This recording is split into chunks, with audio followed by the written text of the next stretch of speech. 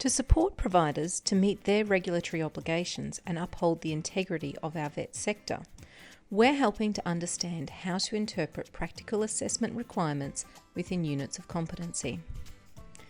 In this example, we're going to look at some of the mandatory workplace assessment requirements for the Certificate 3 in Individual Support. This qualification requires a learner to complete at least 120 hours at work, as described in the assessment requirements of units of competency. Let's look at a core unit of competency from this qualification, CHCCCS023, Support Independence and Wellbeing.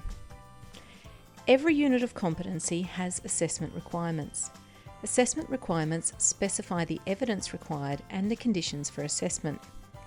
In this example, we will not analyse all assessment requirements for the unit.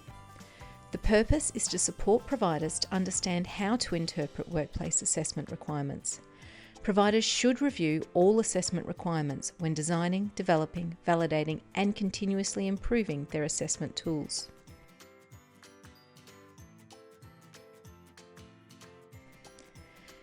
The assessment conditions stipulate any mandatory conditions for assessment. This unit makes clear that skills must be demonstrated in a workplace. The conditions do allow for simulation, but only where the workplace has not been able to provide all the situations needed to allow the student to demonstrate competence. This could be because of safety, security, or a lack of opportunity. In this unit, simulation cannot entirely replace a workplace to complete all assessment requirements. If simulation is used for some assessment, the assessment conditions also give information on what must be considered when conducting assessment. When developing assessment tools, this information is part of the context and conditions of assessment. That is, information or instructions for the assessor, student, and any third party involved in the assessment process, so that every person involved understands the specific conditions under which evidence for assessment must be gathered.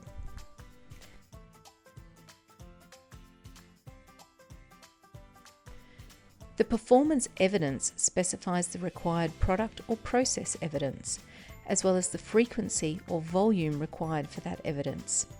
It also explains the relationship between what is required to be produced and the performance criteria.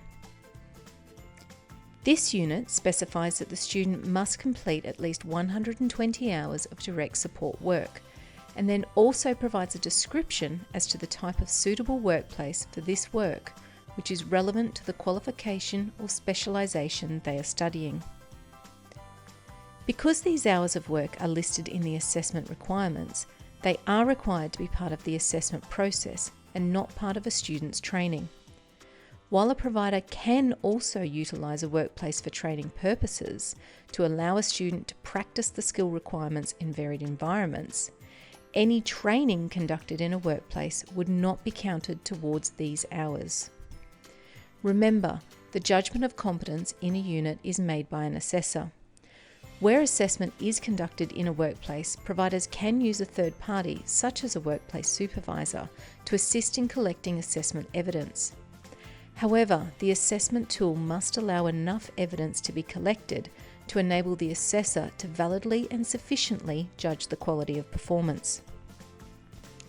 This example shows a situation where workplace assessment is a mandatory requirement in a unit of competency. For more information on workplace training and assessment to support you in ensuring the integrity of training products you deliver, refer to our dedicated practical training and assessment webpage.